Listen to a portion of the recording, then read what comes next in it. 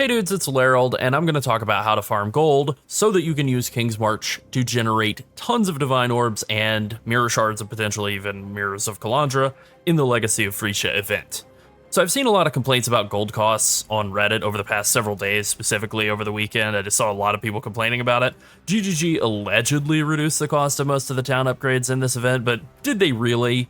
I mean, yes, but I feel like they did more in the early half of town building, and then the back half of town building still feels too expensive overall, especially the costs of the townspeople's salaries, the workers' salaries were not reduced, and that still just feels kind of oppressive. But with that being said, the town is worth building and upgrading because it generates a lot of currency and well-rolled items pretty much for free. All you really have to do is play the game, and it makes money, so you don't want to ignore it. And so that's what I'm going to talk about here in this video, both how to make gold and then how to turn that gold into orbs. So let's get into it. So starting with gold, anytime you kill enemies, they will convert some of their dropped items, usually garbage items like armor or div cards that wouldn't get past your loot filter, into gold.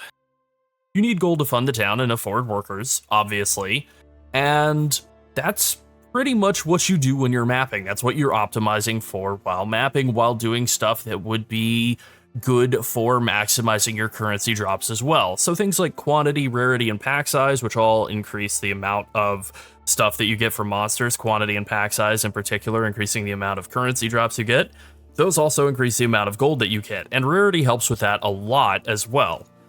Map mod effect is probably the single best stat that you can get on idols as a result of this. Just getting more map mod effect will give you quantity, rarity, and pack size because it's going to scale up the map mods. Also doing things like rolling 8 mod maps, getting 8 mod maps, corrupting your maps, or doing whatever you can to get more mods so that map mod effect really has more of an impact is super, super valuable. So the difference between 0 increased map mod effect and as much as you can possibly get from idols is going to be pretty substantial. Just having done tests even in regular Settlers League between 0 increased map mod effect and the maximum you could get from the tree, which is less than you can get in Phrecia League, I found that I was more than doubling the amount of gold that I was getting. Getting rarity on your gear and using a gold flask will really help with getting a lot more gold from monster drops. I spent a ton of time farming gold throughout Settlers League and the reset and then now Phrecia League, and I'm pretty confident it's the thing that I have tested the most, and I definitely had the most fun doing. The most effective strategies I've found all center around killing as many monsters as you can, as quickly as you can, and increasing pack size and quantity and rarity is probably the best way to do that. So really just, you get rarity off of your gear and a gold flask, and then map mod effect kind of takes care of the rest. So that pretty much covers it for idols. Now I have 3 farm strategies that I would recommend pretty much equally. I think they're all relatively simple and cheap. I think, maybe I can go in descending order of how much I recommend them. But anyway, let's just go ahead and start with the first one. And that would be synthesized maps, the distant memory maps. These are all relatively cheap. I think you could buy these in bulk for 15 chaos or less. You can also get chance for the map boss to drop these as a prefix on I know you can get them as a prefix on minor idols, but I believe also the 2x1 idols can have that as a prefix, and it's a pretty high amount. You could stack up a lot of these and get quite a lot of these. That definitely could be a farm strategy all of its own. And I would say doing these, you really have 2 ways of going about it. So there are 4 maps. I think Twisted and Rewritten are the 2 that I think are kind of the best. Altered is good, and Augmented is really the only one that's kind of a stinker. It's just a bad layout, it's just a terrible burned down library, just not very fun. But the other 3 are all really good, and I would say on average with no rarity really on my gear, just a gold flask, no rarity on my gear except for this crappy gold ring. But no extra map mod effect at all from idols. I was getting 50,000 gold in a set of 4 maps, and these are very quick maps, 2.5 to 3 minutes, so this is 10 to 15 minutes a set. I think that was all pretty quick. And, that's a very simple approach that you can do. You could do all 4 of them and Maven witness them all, and then do Maven invitations as well, and that can potentially get you some Awakened gems or just some valuable synthesized bases, Maven splinters that you can sell to other players or run yourself. There's a lot of value to do in this, doing just kind of these sets of synthesized maps, farming a lot of gold very quickly, and then also potentially getting some jackpot drops along the way. Also, a thing that's just kind of nice about these synthesized maps is They have a tendency to drop a lot of quality currency, things like gem cutters, prisms, and cartographer's chisels. So especially early on in the gearing cycle in a league, they can kind of help with just getting a lot of that currency that's kind of hard to come by. So the next strategy is one that's probably familiar for a lot of players, and that would be Glacier Exiles. And you're basically just farming rogue exiles on a glacier map. And you can do this on City Square as well, since that is a 3-boss map, but the point is that you're just kind of going for like min-maxing the value of rogue exiles and unique monsters specifically. So Glacier is kind of nice because prior to the boss spawning, there's like, I think half a dozen or 8 or 10 little Goatman mini-bosses that are all technically unique that spawn, and they scale very nicely with the Titanic Scarab. And then also you basically just put one Anarchy Scarab of Partnership on your map device just to like give yourself some more Rogue Exiles very cheaply. You know, you could do the Anarchy Scarab of Gigantification for like a much higher multiplier, but those are quite a bit more expensive. And then I just fill out the rest of the spots with the regular Anarchy Scarabs just to throw in a bunch of Rogue Exiles, and I run Anarchy on the map. And then just to jump into my hideout and show off the idols that I'm using for that. You know, I have a bunch of Rogue Exile idols. I have Rogue Exiles have increased chance to have additional rewards. I'm running 2 Conqueror's idols that give that, so that they have a 100% chance to have an additional reward, so they'll always drop more stuff. They do drop a lot of gold. So what we're not doing here is the ultra expensive version where you can get like 60, 80 Rogue Exiles in your map at a time. You could do that, obviously, but that's prohibitively expensive for most players, so I just didn't really think that like that made sense to kind of give out a guide where the point of this is simplicity and cheapness. So there are a couple of other things that I have in here though. For example, I have this this one idol which I did self-find, where Rogue Exiles have a 100% chance to be possessed by a tormented spirit. I believe this rolls from 50 to 100% on the 3x1 idols. I have a couple of idols that are 3x1 that had less than 100% chance, but this one just, I got lucky and it dropped with 100%. So we are making all of our idols be possessed, or all of our exiles be possessed, I should say, so they're going to be quite a lot more dangerous, but also more rewarding. And then everything else is pretty much just in service of either getting an extra rogue exile, or getting them to drop additional currency items, or getting them to drop extra, like, just extra stuff, essentially. You know, we can kind of look at the show stats here. There's a lot of junk in here that's not really useful, but a little bit of pack size, a little bit of that. Not as much as I'd like. Obviously, it would be better if I had much more, but 100% chance to contain an additional rogue exile. A bit of a chance for map bosses to be accompanied by a couple of rogue exile bodyguards as well, and then also more of that chance to get synthesis maps to kind of fuel strategy number 1. And then I got lucky and I found this one idol that just gave unique monsters an increased chance to drop scarabs. You can definitely run a lot of these while doing Anarchy farm, and especially like on a glacier map or City Square, again, kind of take advantage of this to just get a lot more scarabs out of the multitudes of unique monsters that are in your maps. Now, if you do Ritual on that map as well, this is another thing you can optimize for. If the Rogue Exiles spawn near the Ritual, they will be respawned by the Ritual, so we get another chance to kill them again, and do that across all of the Rituals. That's something you can optimize for. Seems a little slow to me, a little, maybe a little boring, but you know, you might disagree in that. That certainly would be fine. So this is a strategy you can do. It's not insane like the full-on Anarchy setup where you're getting, you know, 80 plus exiles per map, but there's real potential to scale the strategy way up in value and in difficulty. You know, I'm only using a regular Titanic Scarab as well. I can show off the other Titanic Scarab, the Titanic Scarab of Legend. If you apply both of these to your maps, and so you like cut some of the Anarchy Scarabs out of the deal to make everything a lot stronger, it's going to be noticeably more difficult. The combination of Titanic Scarab and Titanic Scarab of Legend really makes this a lot more rewarding, but way, way, way, way, way more difficult. I'm even understating how much more difficult it becomes by adding in those 2 extra monster mods. You can get stuff like Soul Eater or Crit Resistance or always crits on these Rogue Exiles, and that's just completely brutal. So I like to just stick with this: 3 Anarchy Scarabs, a Partnership, and a Titanic Scarab. And there you go. All right, and then the third strategy, the other one that I'm running, is a lot simpler. And what I'm doing is just kind of a modified version of the Good and Plenty strategy that I did a lot throughout all of regular Settlers League. And that is I run 1 Monstrous Lineage Scarab because that's 40% increased magic pack size, and then 4 of the Divination Scarab of Plenty, which gives you magic packs that drop div cards. And so the thing with these guys is they're very easy to kill. They just, for whatever reason, the div cards that they drop are just valued as being very high gold price. And so they just drop a massive amount of gold. They don't really drop a lot that's valuable in terms of like raw currency. I mean, you can get lucky if you're doing a map that has good div cards on it, like Mesa or something. You can get the fortunate, you can get valuable div cards. It's definitely a strategy that works on that front. But you can do this on any map. You can do it with really any idol setup. I've just gone with an idol setup that has like some shrine bonuses. Shrines give an additional shrine effect. Shrines are always guarded by a magic pack. A lot of stuff for shrine duration. Sure, increased shrine duration. All of my shrine effects are lasting for like 2 minutes, and I'm getting 2 shrine effects every time I hit a shrine, and then there's always a magic pack on them, so that synergizes nicely with Monstrous Lineage. And then I'm running Domination in this setup, and it just works really, really well.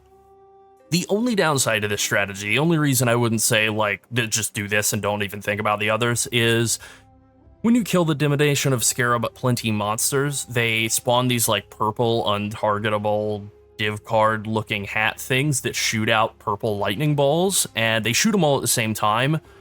And these are just very dangerous, even on my like completely unkillable god character in regular Settlers League that could face tank Uber Cirrus and like lots of Uber bosses and tier 17 bosses, face tank everything in the game.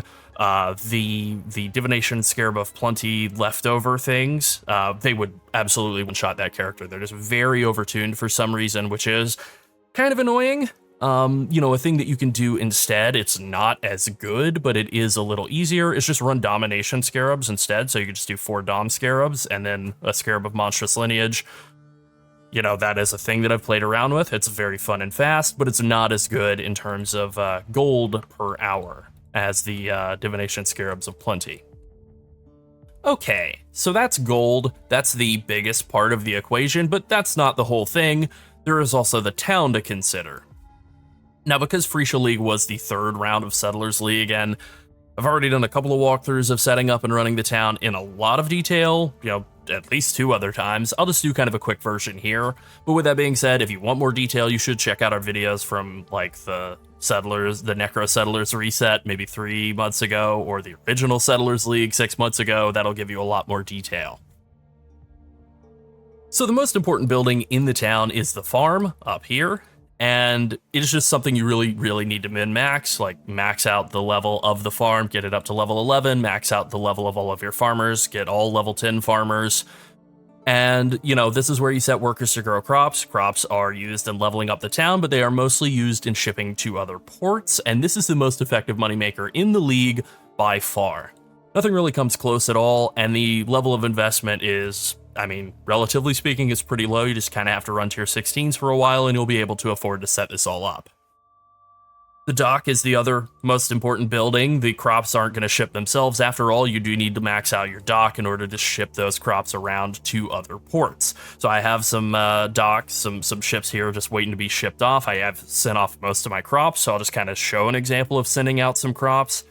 Early on in the league, you're kind of going to want to go after some of these quotas, but after a while, they start getting pretty expensive, and it's kind of up to you. I think, in general, a lot of these quotas that ask for a bunch of ore or a bunch of bars, I don't really bother with after a certain period of time. Like, at this level even, they're asking for, like, 94 orichalcum. I wouldn't bother at this point with filling that up. I guess I did start earlier just to do it because I just had orichalcum burning a hole in my pocket, but now I'm down to 500 left. So yeah, I'm not going to bother with that for a couple of days here, probably. So what I would do is I would just set up shipments to go to Ribbonfell, and I would just throw like a bunch of crops at them. Here we go. Here's a little over 10,000 crops, a little bit of dust to go with it. Not super optimized. I'm just going to throw out like 3 shipments that are all exactly like that. I'm going to send 2 of them over to Ribbonfell, and then I'll send 1 to Nakanu just in case maybe I can get some tattoos. So that is one thing that comes from filling up the these quotas, is the Karui ports, Nakanu and Teanoi will send back tattoos from time to time, and then the whatever their name is, these other guys will send back runes. Why can't I remember their name? Oh, right, it's Kalgurin. Yeah, the Kalgurins will send back runes when you fill up their quotas. So a couple of other little basics are that you just never want to let this risk bar, ever go up. There is no point in running the risk of losing your shipment. And like sometimes your ships will get captured by pirates.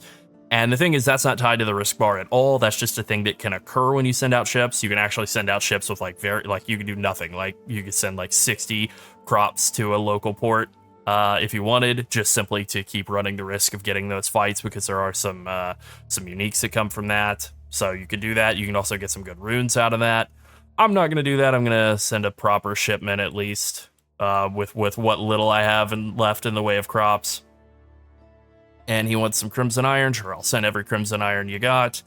And there we go. That's 3 shipments sent. Not anything super special. I wasn't able to fill any quotas. Normally I would wait until I could fulfill a quota, but you know, since I'm putting some stuff in the water for the purposes of the video, maybe some of my guys will get kidnapped. That'd be nice. I could get like usually about 50,000 gold out of killing the boss, which is a pretty good little haul. So the thing about shipping stuff out from the port is that shipping crops will get you back currency, raw currency, divine orbs, chaos orbs, that kind of thing. Shipping out bars will get you back gear, and then fulfilling quotas can also get you like tattoos or runes, that sort of thing. So the average value of sending out the bars, the bars that you get from mining up ore and then smelting it, is significantly less than the value of just farming up crops and mailing them out. So you never want to ship out ore. So I have quite a bit of mined ore here, and ore for whatever reason is just worth like, you know, if I were to ship 1 crimson ore, it would be worth 1 crimson ore, but if I ship a crimson iron bar, it would be worth 5 crimson iron. So you never want to ship ore, always only ship bars. So the third piece of this puzzle is the Disenchanting Hut, and how it works is super simple. You have a window, you put pieces of gear into the window, and then Rog and his boys will destroy them and turn them into this thaumaturgic dust that you can then attach to shipments where it'll add extra value onto them. That's pretty much it for this building here. There is also a recombinator over here attached to it. You can level up this recombinator and use it to combine pieces of gear, but also idols. And this can take like kind of bad idols and potentially merge their stats together to make them into really valuable idols. I would say the only other building that really plays a big role in making currency is the town hall, which I still have 1 upgrade left to do on that. And the reason that it's valuable is just simply you use it to recruit workers. So you need to get high level farmers so they can farm more. They do cost more though, so beware of that. You also want higher end sailors, high level sailors, so that they can bring back shipments more quickly and they're less likely to lose their shipments to pirates. So workers only cost gold while they're working. So right now I have some ore that my miners are mining, but in a handful of hours when they've finished mining all of this ore, if I don't have any more ore for them to continue mining, they'll just stop and they won't cost anything. You don't have to come back and like unassign them. And also when you run out of gold, everybody just stops, they freeze, you don't lose anything. They just wait until you add more gold into the town's coffers. So because of the cost of the workers relative to the like value that they provide with their jobs, you don't necessarily have to run max level miners and smelters because the ore and the bars just really aren't that valuable. You can get away with kind of mid-level or even low-level guys on the ore and the bars once you've kind of got the town built up. You don't really have to keep high-level guys in there. But as far as the farm goes, as far as the shipyard, at least one of the ships needs to have high-level guys in it, and the Disenchanting Hut is probably for like min-maxing high-level stuff. The Disenchanting Hut is really going to be the linchpin, the thing that kind of slows you down, the bottleneck, if you will. So you do want to have high-level disenchanters and really be churning through a lot of items there.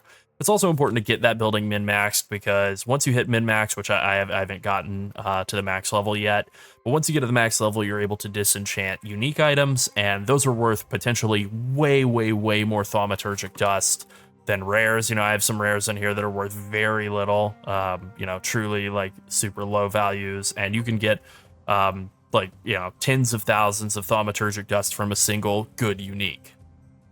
So in terms of the order in which I would maximize the level on your buildings, I think the farm is the number one priority. It'll give you the most herbs. You really want to min-max that. And then I think the dock is next. I did the mine the third this time, and I kind of regret it a little bit, but maybe not. The final reward you get out of max, level 11 on the mine is that marking ore in areas will grant gold equal to the amount of ore. So this pays for the amount of gold you need to mine the ore up and smelt it, and actually then a little bit more on top. So it does pay for itself by having this. That's kind of good. And then I'm going with the Disenchanting Hut fourth. That is just, it's very expensive to level it up, and it really is only valuable once you have the rest of the town, the herbs or whatever, the farming and the shipping kind of working at maximum efficiency. You don't really need disenchanting prior to that point. So obviously I would put the forge below that. I think that the town hall is like one step ahead of the forge. The forge is definitely like the lowest priority of the main buildings in the town. The biggest issue with the town hall, upgrading that, is just simply that the workers' wages are very high. Like if I look at the wages on like some of these higher level disenchanters, it's 700 gold an hour. That's quite a lot. And so rank 10 workers are going to be even more expensive than that. They're going to be real pricey. So you definitely want to have everything kind of min-maxed and then like fully set up before you're committing to having a full farm full of like level 10 workers. And then I didn't really even talk about the map device yet. The thing about map running is that it's super inefficient. It is something you can do once you have everything else completely figured out and you have a bunch of maps to kind of throw away. I would say on the timeline of what this Phrecia event is, if you care about the upcoming PoE 2 patch that's probably landing later this month, you may not even bother really min-maxing mapping. It depends on how hard you're going, right? If you're going buck wild in Phrecia League, then mapping is absolutely on the table, but it's very much like kind of an extra flourish to throw on the top of the town rather than something that you really want to rush to, because it is pretty inefficient in terms of gold price. It is more than everything else in the entire town combined to maintain those map runners. All right, so now I just want to talk a bit about min-maxing shipping. So there's been a lot of debate about how to min-max shipping. I think the thing about it is, right, you want to get the most bang for your buck when it comes to sending crops out. And the setup that I used throughout the back half of Phrecia League, the one that seemed to be best to me based on my experience and the experience of other players, was to optimize for 17.1 million shipment value. Obviously, I'm not at that point in this Phrecia League yet, right? And that's okay. So prior to that point, what I've been doing is I've just been kind of shooting for quotas. Now that quotas are starting to get a little higher, I'm just kind of sending out little wheat and corn shipments occasionally. I would say that in order to really optimize this, you obviously want all max level farmers and a boat full of max level sailors. I've kind of got mine distributed evenly right now because I'm just fishing for the boss, fishing for more gold from that. So what you want to grow is corn and wheat. Those grow the fastest. You can do all 5 of the crops and then do 2 corn crops. That's also an option. That's what I'm doing currently. I think in maybe a few days, or maybe even like by next weekend, I'll swap over to just running 3 corn plots and 2 wheat plots and 1 blue xanthemum plot. And the reason for that blue xanthemum plot is it just has extra value at the Kalgur port. So you can send just like a boat full of blue xanthemum every 2 or 3 days to Kalgur and get usually like a couple of divines back from that passively. It's pretty easy to do. Not a huge deal, but like I said, I did that during regular Settlers League and it was pretty profitable, so I would recommend it. In terms of the size of the shipments, you want to send 315,000 each of both corn and wheat. So I've got wheat here and corn here, and that is why you want to be growing so much wheat and corn. They grow the fastest. So you send 315,000 of each of those, and then 8.505 million thaumaturgic dust. That combination of numbers is a 17.1 million value shipment, and that is the most optimal shipping method. You just ship those to Ribbonfell or Nakanu, basically, whether you want runes from Ribbonfell or tattoos from Nakanu. Either way, but you're going for 17.1 million shipment value. That is supposedly the most optimal method. That is the thing that I used during the kind of back half of Settlers League and the run up to PoE 2, and I really did get a lot of currency out of it, so I do recommend it. You know, if you have some other method that works for you, that's also cool, but that is what I went with. You can just complete quotas until you have your town fully up and min-maxed. This is what I have been doing in Phrecia League, and it has been working really well. Alright, that is it. Be sure to like and subscribe if you enjoyed the video and want to see more like it. And if you want to support us even further, consider becoming a channel member. Thanks for watching and have fun getting rich. Bye.